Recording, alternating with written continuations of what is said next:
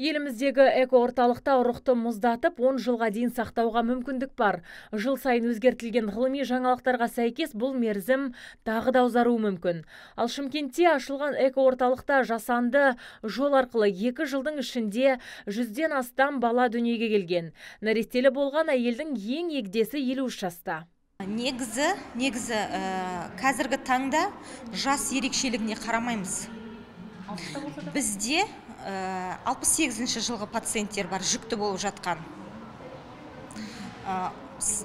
Ең бірінші мақсат әйелдің соматикалық, яғни экстрагенитальды аурулары болмаса болды.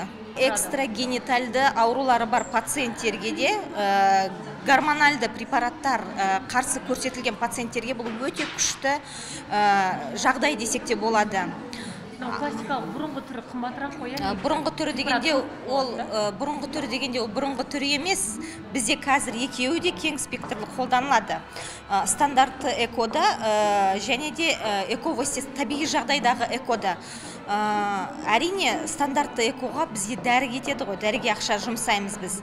Ал стандарт естественный циклдағы экода, яғни табиғи жағдайдағы экода өзінің табиғи жағдайда, қалыпты жағдайда, яғни өсіп жатқан фолликулдарын алу мақсатында жасалынады.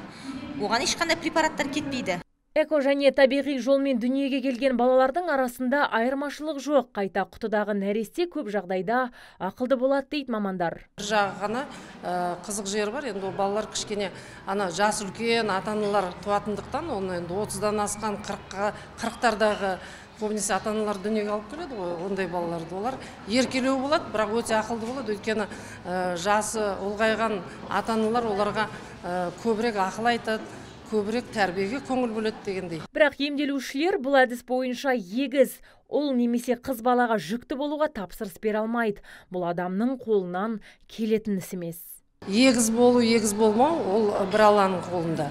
Ал енді біз қазір бұрынғыдай 3-4 эмбрион салмаймыз. Қазір криоконсервация әдістер бар, сондықтан біреуден екеуден саламыз. Енді егіздер болып жатады, бірақ оны арнайы тапсырыспен жасау мүмкін емес.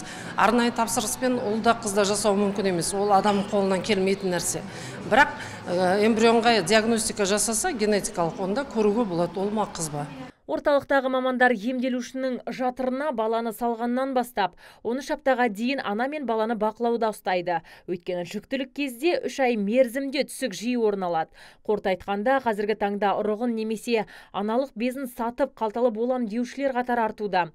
Алайда олардың денсаулығында мүлде кінәрат болмауы керек және сотталмаған туралы қағазда келу керек. Әрі жоғары оқу орнын бітіріп өз мамандығы бойынша жұмыс істеуі тиіс.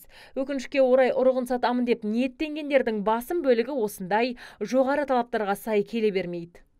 Азиза Мадияр, Мұрат Адинаев, ТВК телеарнасының жаңалықтар қызметі.